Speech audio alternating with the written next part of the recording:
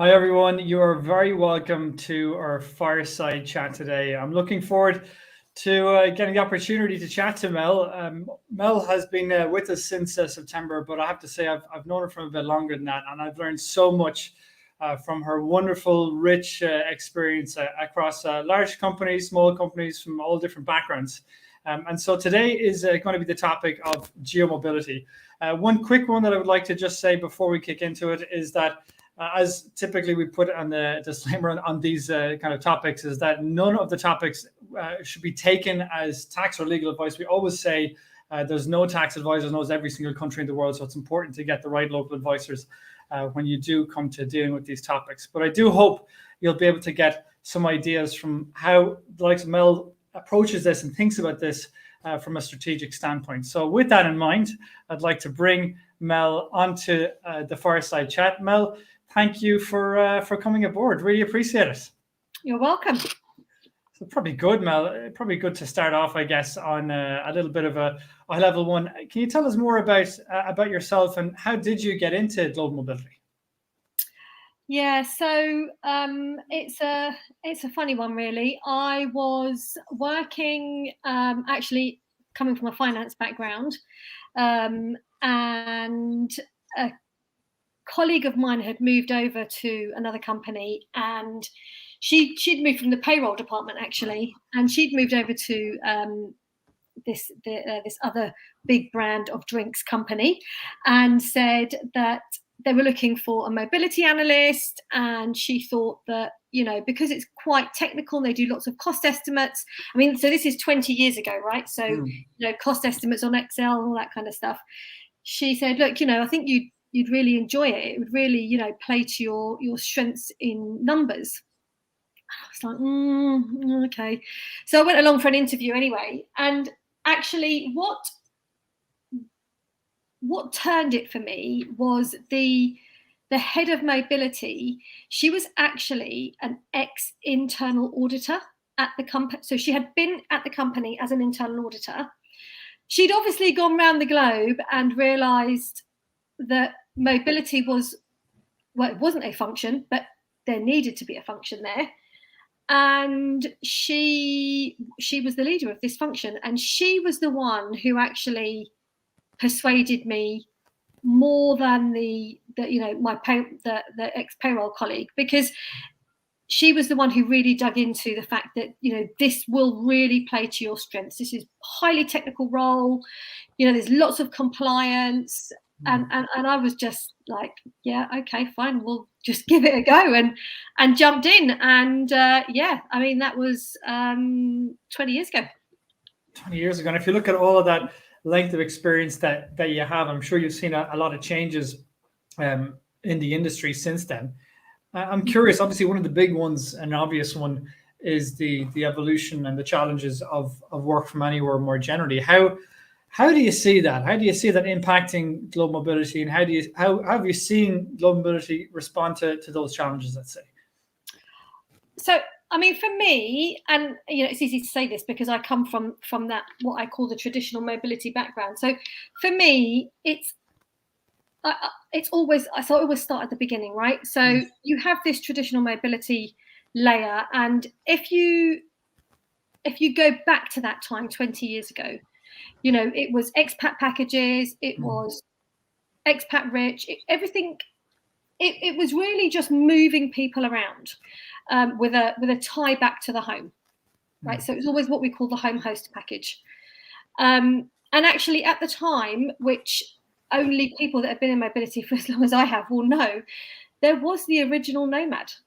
So the original nomad, what I call the original nomad, was the person who was the talent pipeline, if you like, to the C-suite in the HQ. And maybe they'd been like a HR director or a CFO, whatever, in any one of the multiple entities across the global corporate footprint. And they were on expat assignment, going around to different countries, getting experience. But at some point, they outgrew their business. So then there's no more home host tie, right? So what are they? They're nomads. they are now nomads that are the pipeline to the C-suite level. And what do you do with them? Where do you tie them to? You know, at the time we had global employment companies, right? So actually GC. So maybe probably good to for anyone who isn't aware of them. Essentially, feel free to give a bit of a explainer of a high level one of GCs or global employment companies.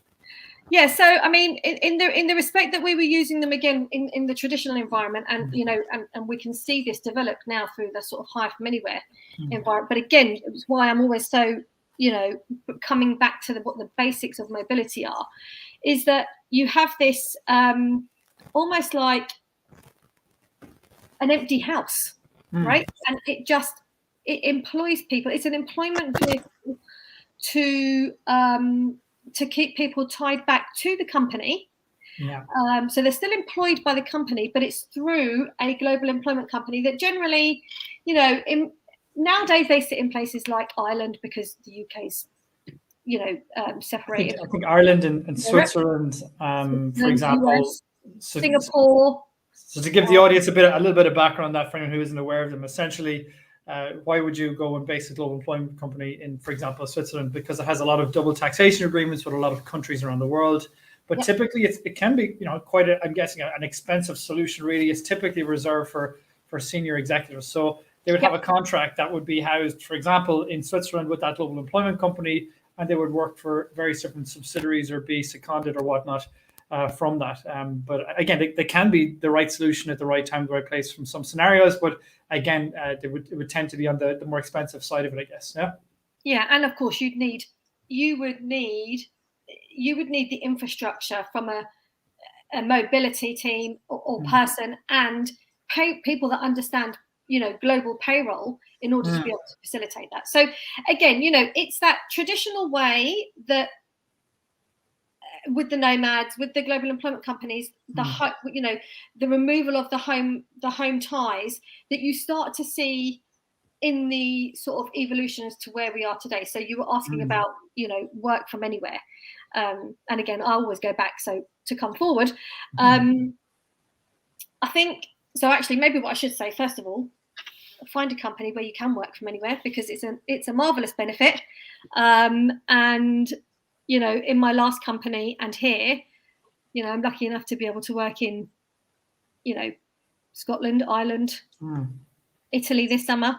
So I think it is a great benefit. And I think companies that are not actively seeing it as a benefit, I think they need to, you know, kind of get on board. But there are more companies out there that are actually offering it as a benefit, and they're all in different stages at the moment. So some have got policies out there and they're running with it. They were very quick off the mark during COVID. But some companies are still kind of, you know, being a bit more, they're taking sort of like a really risk adverse approach to work from anywhere. And I think that's true for all companies, right? Everybody has their own risk threshold, and they will all work within that for work from anywhere. That's interesting. So teasing out, there's a couple of things that come through in that. If you look at the historical evolution of global mobility, it was primarily serving expats, which were maybe, you know, 1% to 2% of the population of a company. Then work from anywhere comes along in these last couple of years, and it's obviously a lot, you know, it's a much bigger percentage of the population that are looking to work temporarily in a different country. And we should probably, you know, call that out in terms of the definition. You know, work from anywhere, when we're speaking about it right now, this typically refers to companies that have an international remote work policy where you can work remotely in a different country for, you know, either a couple of days or weeks or potentially, you know, even months. And to be clear, it's not like you can work in every country in the world. You know, typically, they'll narrow down the countries you can do it in. One of the things that fascinated me, Mel, that I saw recently was a Mercer report that they released. I'll try and find the link and share it in the comments. But essentially, over 90% of companies don't measure essentially the ROI of their work from anywhere policy. So it seems to be a lot of companies, they've put a work from anywhere policy together or not, but then not measuring the effectiveness, because I think that's a really important part of, you know, having a really clear business case, because there are going to be costs. There's going to be a certain amount of risks you're taking out of this. You want to see the benefit in terms of better, let's say retention, for example, ability to get better quality of candidates into the let's say pipeline, for example. So I mean, I'm not sure what your thoughts on that. How do you measure the effectiveness of a work from anywhere policy? I mean, I guess it's connected a lot with going cross-functionally to other functions beyond global mobility to be able to collect the data points around that, I guess. Huh? Yeah, that's a good point, actually. I think that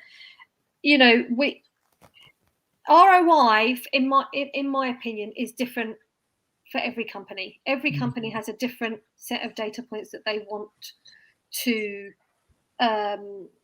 analyze their ROI on for any topic within the people and culture department, right? Or the talent attraction department. What's important, I think, is what's right for your company is not necessarily what's right for another company. So, some people may measure it on, they have it out there center and front on their careers page, and for that they get more traffic, they get more applications. For some people, that's important because that means that they are seen as an employer of choice. But for some companies, they just want to make sure that their employees have extended workations. And with that, they just give maybe 2 weeks a year. And most people sign up to that over, Christmas, summer, or Easter. But it's what's important for your company is not necessarily important for another company. And I think measuring that, as I said, it's a personal company thing. What's important to them? But I think the key thing is, and I said this at the beginning, offer it. It's a great benefit. It makes all the difference when you are on summer holiday. Even if you take 2 weeks and you're staying at home, but then you take the extra 2 weeks and you're abroad. That makes a big impact on a family. It makes a big impact when somebody's traveling, people that don't have families, but they want to go and visit their family, or, young travelers, they want to go and spend, 4 weeks around. So,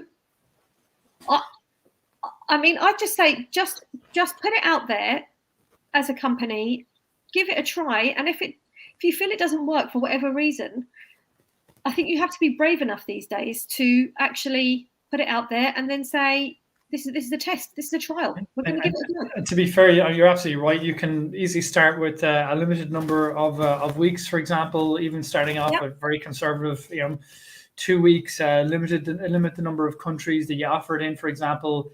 Maybe take care with some, higher risk roles that maybe, for example, permanent establishment, you're unlikely to trigger that in 2 weeks, for example, but you can always put in extra safeguards for certain roles to mind that. And of course, looking at the technology piece as well, we've a blog post to share on some of the technology solutions out there for both work and hire from anywhere. But then the next question I have is, so that's work from anywhere. And I think has been a lot of discussion, and there's some great research. We did our own white paper. Benevo had a very good one. There's a lot of other research papers out there that'll give you plenty of stats on some of the challenges and some of the ways to approach this.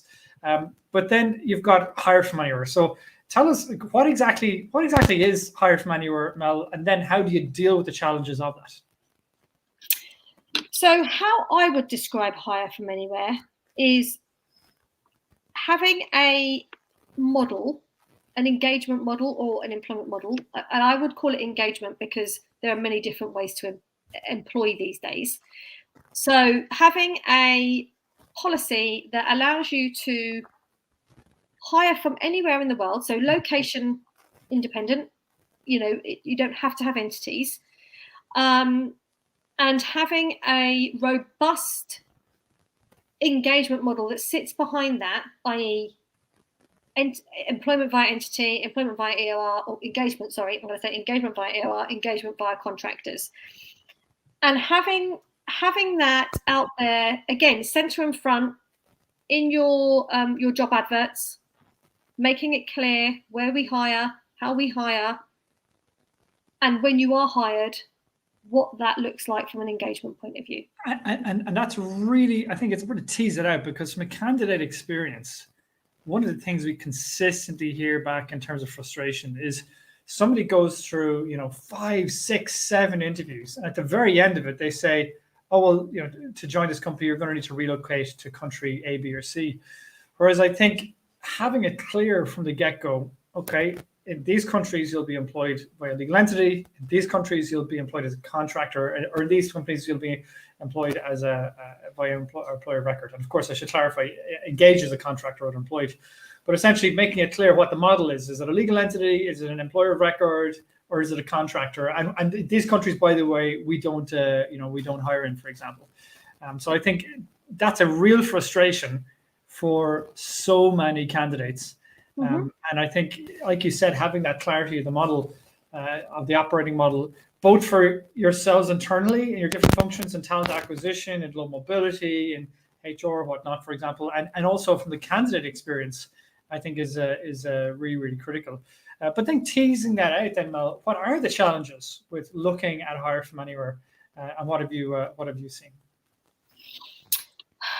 I think the biggest challenge is, and I would probably base this on my experience, is getting people, the right people, around the table internally to discuss this topic with, because we see it quite a lot in the sort of what I would call the scale up companies, where there is a sort of, we need to hire 200 people and we need to have it done in 6 months, and the talent acquisition team are just left to just hiring without guidance from the internal stakeholders, what I call the gate, the sort of key holders to compliance. Without their guidance, you're left with 200 people potentially over 35 countries that you hadn't planned for. So getting your talent acquisition team, because they're the ones who speak to the hiring managers, right? Getting the talent acquisition team around the table, they understand where the hiring managers want the people. Do they care where the people are? They know where the talent is for the specific roles that they need to play. Having your employment legal, what I call your corporate legal, because they have just an important part to play in the legality of doing things from the company perspective. Your usual corporate tax, finance, payroll. If you're lucky enough to have a benefits or rewards team or person, in big multinationals you do, right? You have all these people. But in the sort of scale ups and the maturing enterprises, these people are still kind of new to the game, and they're in all running in their silos. Yeah. You even need your IT people. Like, for instance, if you're going to hire from anywhere and part of your benefit is that you're going to ship a laptop, well, how easy is it going to be for you to ship a laptop to, I don't know, Mozambique? Had you even thought that was going to be a country? So, even having your IT, your leader of IT, sitting around the table and discussing all of these elements, your go-to-market strategy, that is so key. Do you want to be close to your clients? It's a critical one you mentioned there about go-to-market, because if I think of how companies approach, going into new countries over the last 100 years, it was, if you think of like a hierarchy or a triangle, you would have had the countries you want to set up legal entities in. You want to have market presence in, let's say. And typically that would have been a small number of countries, maybe 5 or 10 countries, for example. Obviously it depends on the size of the company. But then you would have had companies further down the track that might be on a future market entry roadmap. And then you have all the other countries in the world, where probably, give or take, 220 countries in the world. There's probably 200 just pretty much ruled out. But actually the way you're talking about it is that, no, hold on a second. If you focus on from a hiring perspective first, with some of the solutions that are out there, you can have a much more agile approach. Because you don't have to look at, hold on a second, let's look at a legal entity first. You have things like, for example, employers of record and whatnot, other solutions out there that can be a really good tool to use at the right time. We'll talk about them later on. So I think it's interesting, even just the people and the functions that you gather around you are very different to a typical market entry team, because a market entry team would be very much driven by, by a sales team, for example, or let's say market research, where we have demand, where are customers needing us. And I think it goes back to then the business case, because if you look at the business case for hire from anywhere, I mean, how do you make that business case? Who leads that discussion? How do you engage in that? Because I can certainly see from accessing a global talent pool is obviously one, but how do you actually make that business case, and who's making it? I mean, again, that's a good question. I think this is where global mobility as a person or a function, because they're so used to dealing cross-functionally, and actually they're the only team that deals cross-functionally. Often this kind of stuff falls on them, but actually it's in your benefit to actually lead this, because it allows you to then be proactive rather than reactive. And as you said, it's 5 interviews down the line and this person is now being told, well, that we can't hire. Oh, sorry, we can't hire. We didn't realize you were in Serbia. We don't hire there. Well, actually, had we turned it on its head and we'd been a bit more, proactive and managing that, we could have put that out front and center, and then the candidate experience wouldn't have just flopped at the last second.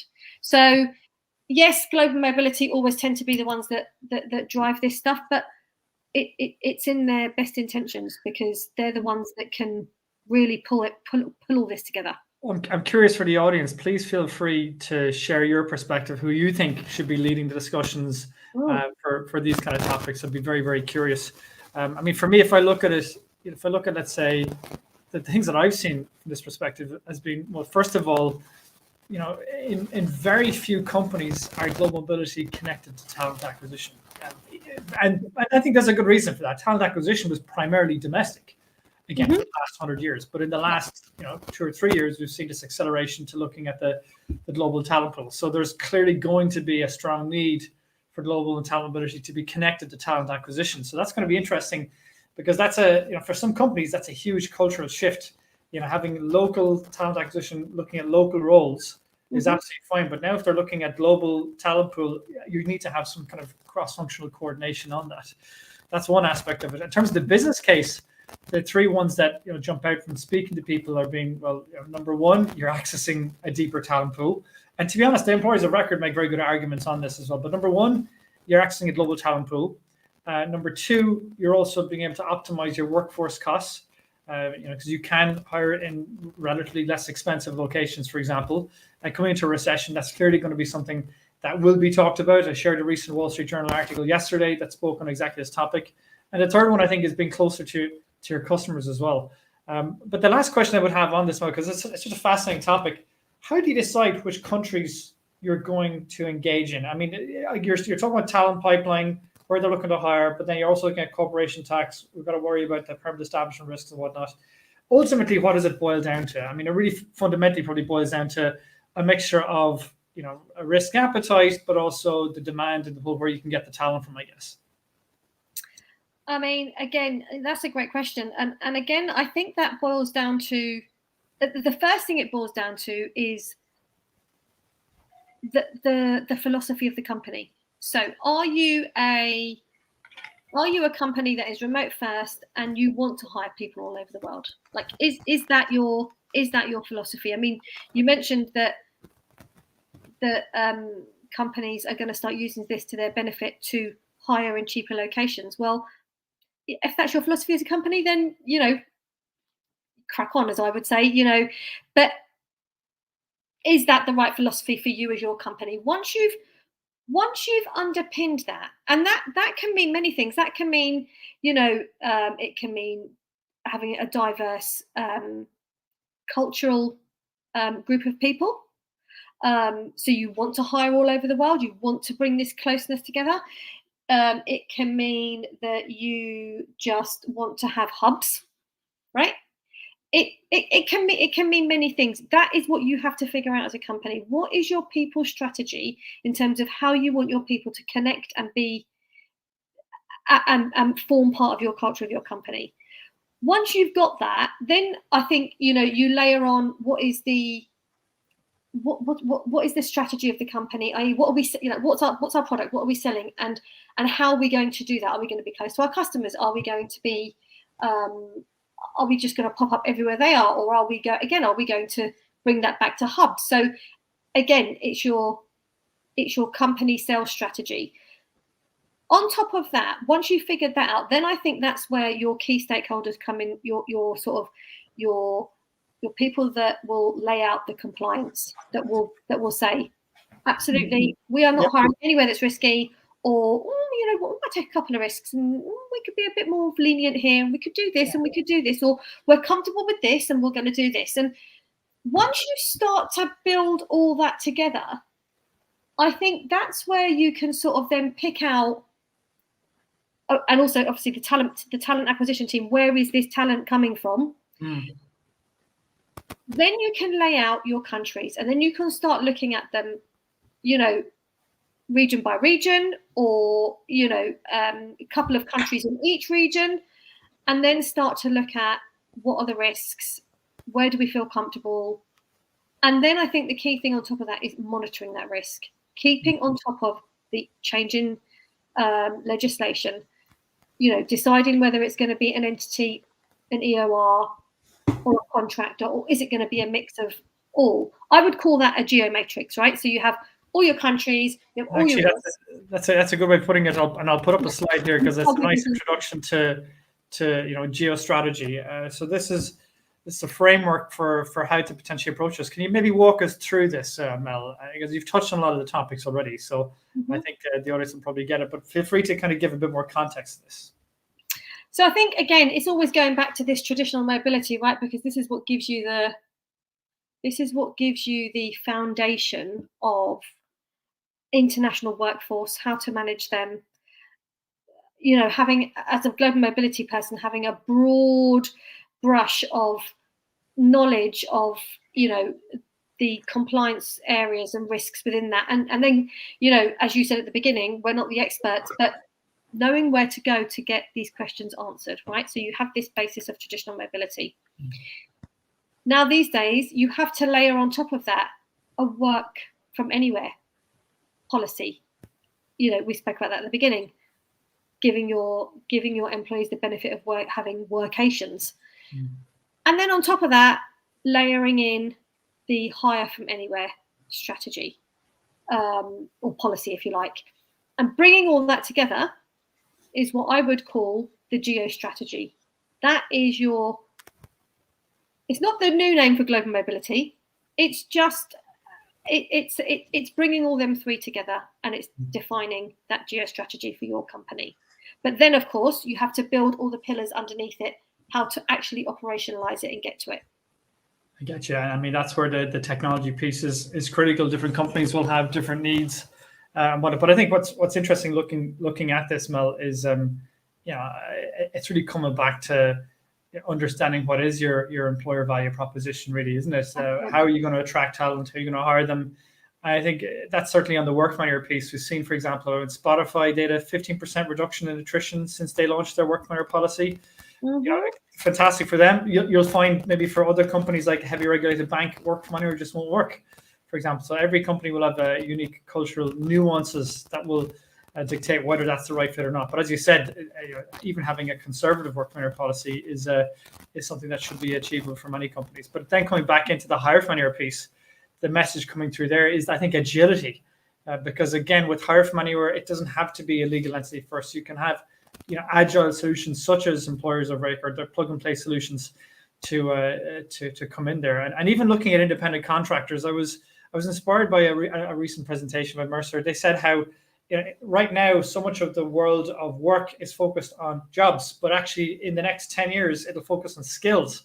So what if you need to get an M&A expert for a 12-week project, for example? Do you need to hire a full-time role for that? No, you don't. You can get an independent contractor. So it's about having a really good skills matrix. So having a really good skills matrix, data on that, together with for example, having an understanding of what are the right solutions to pull together, I think makes it really, really quite interesting.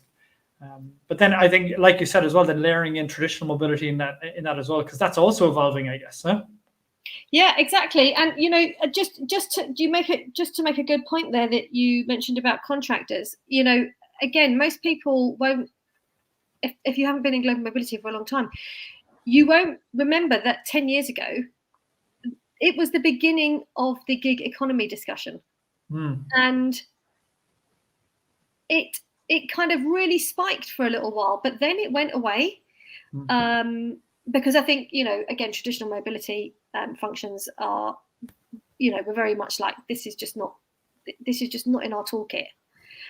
It's not needed, and actually roles then were in a hierarchy in an entity, and that's where they sat. They are different now. So this contractor engagement model that you can subscribe to and have in your toolkit, why shouldn't it be an option for certain roles, certain jobs, for for specific companies? It's about having it there in your toolbox and as an option. I think that ties back to the whole geo-strategy approach as well. As I liked the way you mentioned about the engagement model. So maybe can you walk us through these concepts that you have here, from geo-strategy to geo-hiring model, geo-matrix, and geo-pillars? Be interested in hearing more about these. So actually it works from the bottom up, not the top down. So you have your I said this a couple of minutes ago. So you have what's your company philosophy, what's your people and culture strategy, what's your talent agenda, what are the things that are important to you from a people perspective in your company? What are your business goals? This is your foundation. Your business goals are just as equal as your people and culture philosophy. Your strategy for your people is, I always say this, your biggest asset is your people, not your product, it's your people, because without your people and without happy people, how great is your product actually going to be? So it's quite controversial, but I think your people are your biggest asset. So you have your geo pillars, which is your company philosophy and your people agenda and your business goals. And then on top of that, you have so once you figured that out, you then have your geo matrix, which is when you start layering in your compliance buddies, your corporate taxes, your legals, your employment legals, and understanding, well, okay, based on what we know from the bottom layer, which countries, and based on the risk in them countries, are we going to be open to hiring in? Once you know that, then you can look at what is the hiring model within that. So where are we comfortable? So where do we have entities? That's fine. Are we in them entities? Would we hire a role that was not linked to that entity? So i.e., let's just say you wanted a salesperson that was solely focused on sales in France. But you found that person in a country where you had an entity like the UK, as an example. Would you be comfortable hiring that person in that UK entity? Or no, you're going to keep that person in France. You're going to keep that French role in the UK, but you're going to hire them via the EOR, you're going to hire them via contractor. Or is that role just for a short period of time, and will that be a contractor role? So it's just layering in your countries, but then the types of engagement models that you are going to be comfortable with within that country. Once you have that figured out, and I appreciate this is not a science, right? But it's a geo matrix of countries with risk appetite, with your company philosophy all built in. It's transparent, it's clear, we all know where we're going, especially the talent acquisition people, because they are the ones that are at the forefront fighting the war for talent. And that is your geo strategy. That can be sustainable because we now have this geo matrix. But because we have all this information, we can be agile. We can say, that doesn't work there. We're seeing more more talent in this country, so actually we're gonna shift here and we're gonna focus on this country. Now in this country we're seeing talent coming in by the bucket load, and we've only got EOR model there. Is that going to work in the long term? Probably not. Do we need to think about an entity? Maybe tease that out a bit for us, because the EOR, the employer of record model, again, a great tool to be used at the right time, the right place, and obviously making sure you're not using it in the wrong time, the wrong place as well. Can you walk us through the pros and cons of the EOR model? When should you use them, when not? So, I mean, I only came across EORs 2 years ago, and I'm not gonna, I'm gonna be quite honest and transparent. I was completely skeptical when I found EORs. My instant reaction was, whoa, what's going on here? How can we have our people employed, engaged, via this model that's not even ours, and we're hiring them, and what are they doing, and are they paying their taxes, and what happens if when they leave, and who does their P45s or their their end of salary certificates, or all these things were going through my mind as a mobility person would. And I was thinking, this can't be right. The more you dig into it, there are pros and cons.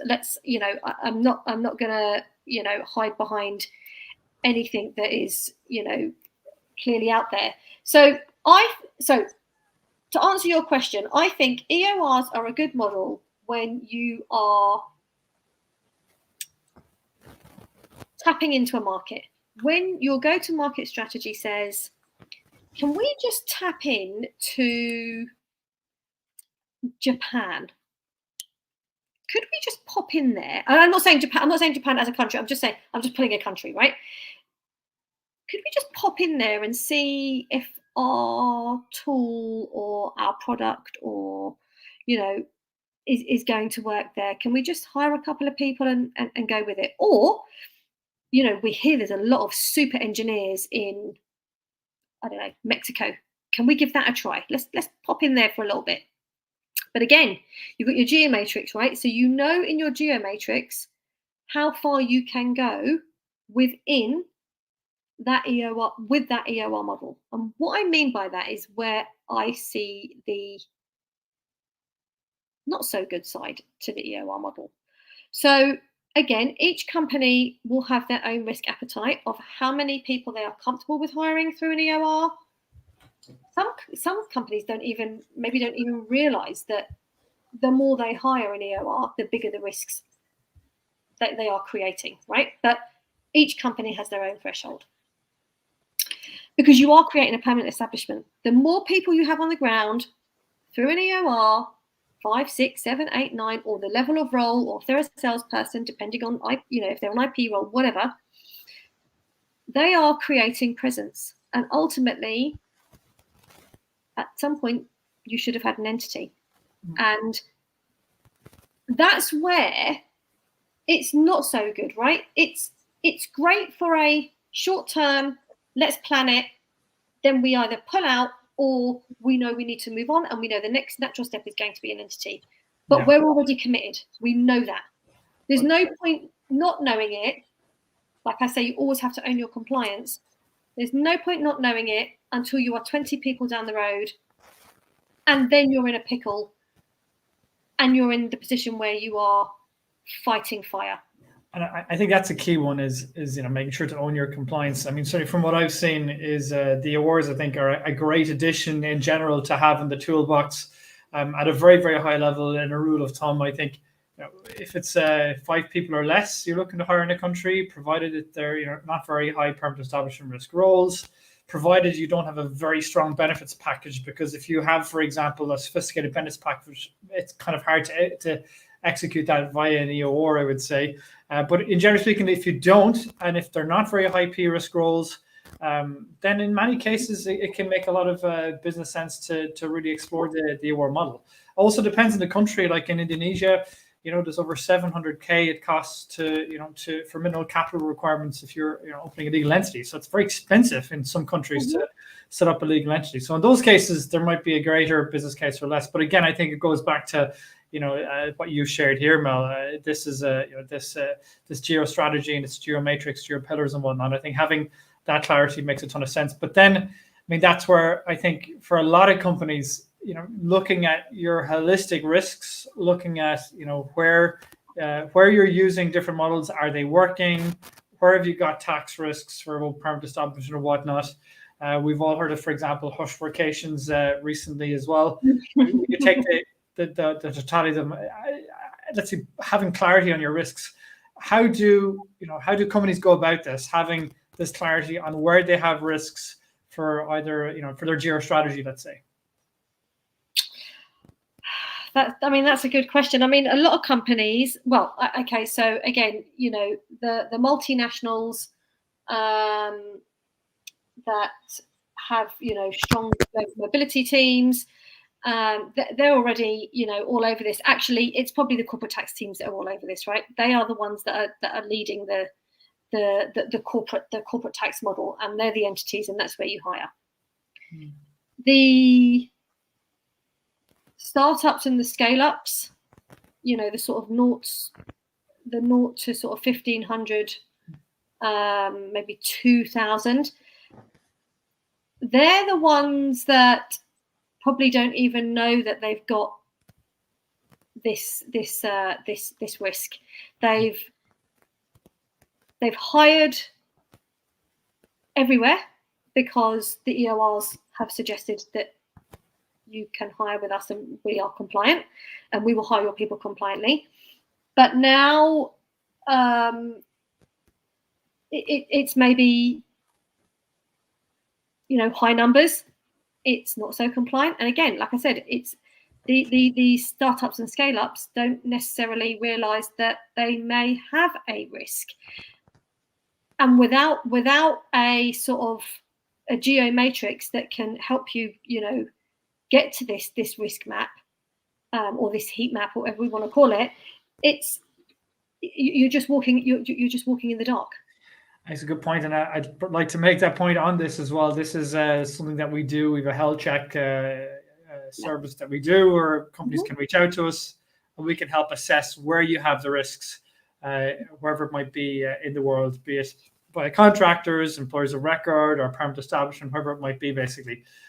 So that's something for if anyone is interested, feel free to reach out to us or to Mel, for example, specifically, who's been developing this. And going beyond that, then, I mean, looking to the future, Mel, I'm thinking, what does this mean for companies over the next 10 years as we close this out? For me, certainly how I see it is having clarity on which countries you want to have legal entities, full legal entities in, which countries you're happy to have employers of record in, for example, where you want to hire contractors on a temporary basis or not. Clearly, digital nomad visas are something to watch out, even though they're probably misnamed. They should be called remote work visas, but that's for temporary remote work, for example. The companies having that clarity. I mean, where do you see, Mel, the future of global mobility on these topics over the next 10 years? That's a good question. I think so. Global mobility has come a long way, right? When you think about it, I said it at the beginning, when I entered, it was 20 years ago. Everything was home host based. Everything was expat traditional assignments. That was 20 years ago. 10 years ago, we heard about the gig economy. We had more frequent business travelers, extended business travelers, so we were moving out of short-term assignments, if you like, and moving into these frequent business traveler assignments. They create their own, unique risks. But that, when you think about what they were physically doing, frequent business traveling, is it much different to people being digital nomads and frequently traveling to lots of different countries? You still need to meet all the requirements in terms of all the compliance, the immigration, the tax, the social security, all of this stuff. So again, I don't think any of this is new. So again, that was 10 years ago. Now we are where we are today, which is escalated because of COVID, I believe, but we were probably going to be on this journey. Would it have been as quick? Probably not. So where do I think we'll then be in 10 years? I think we will see more use of digital nomad visas. I think they will get better. I have I do a lot of case studies on digital nomad visas around how they work, should they work, if it was your company, would it work for your company? And I do this from experience of using digital nomad visas in my previous company. Just to make sure that they are serving the purpose that you want as a company, but also that your employee has asked, can I go and work in Costa Rica for a year? Can I go and work in Spain for a year? If you've got a great hire from anywhere policy or work from anywhere policy, why shouldn't this work for you? But make sure you're clear with it. So I think they will evolve, and I think they will be a lot simpler, and I think more companies will have them in their toolbox from a global mobility perspective. And I think the other thing that will happen is I think more companies will have location independent. All roles will be location independent. I remember 20 years ago sitting in the corporate tax office in my first mobility role and being in awe of their entity chart and just thinking, wow, how do you even do that? But actually it's complex, and because of that, people had to sit in entities in certain roles. So that's what I mean by location independent. I think all that'll be gone, but that's 10 years away, right? That's not now. That's not 5 years. Corporate tax people are probably sitting in their seats going, oh, but I think that's where they could be my only two predictions. Interesting. Well, I think one of the big ones that's coming out of it is there's going to continue to be, and this was mentioned during the Global Mobility Executive event last November in London. There's going to be continuing kind of growth of these cross-functional connections and collaboration with new functions like talent acquisition, continued intense collaboration with corporate tax and whatnot. But I have to say, I'm very interested to follow it and see how it goes. What I would say is that, feel free, anybody who is interested, to reach out to Mel. She has, as I said, she's been a treasure trove of wisdom for me. I've learned so much from her over the last year. So she's available for any of you in case you have any questions on these topics.